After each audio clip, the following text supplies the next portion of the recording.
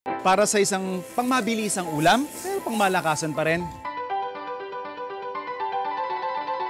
Naisip niyo na ba kung anong magiging lasa ng isang tinapay, lalong-lalo na ng pinagong, sa soup?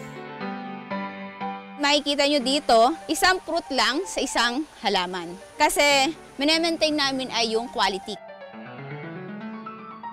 Not all are coffee drinkers, right? So we have this idea of creating non-coffee. I like yung fusion ng mga drinks kasi one, makakatipid ka na, tapos you're enjoying one beverage and one dessert in one drink. Napaka-colorful nitong nasa lamesa at nasa harap ko ngayon. I think something common doon sa mga kinakain ko so far. Ang fresh na lahat habang kinakain.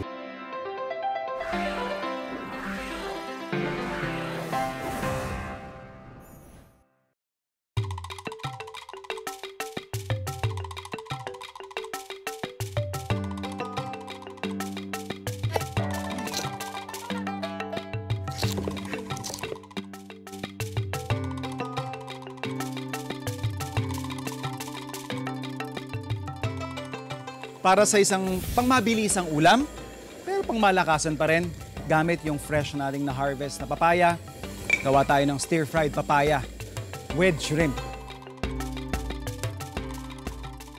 So mainit na yung pan natin. Mainit din na oil. So lalagay lang natin yung ating papaya.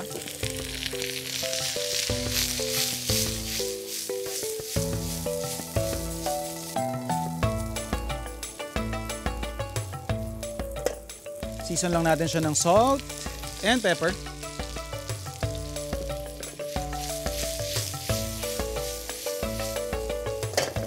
Sundan natin yung ating sibuyas. Konting luya. Tsaka yung ating bawang. Then lagay na natin yung ating bell pepper.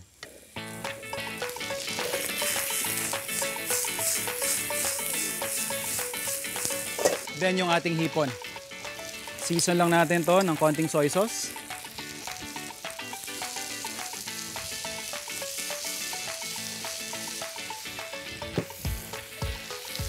At konting paminta. Habulan lang natin ng konting asukal.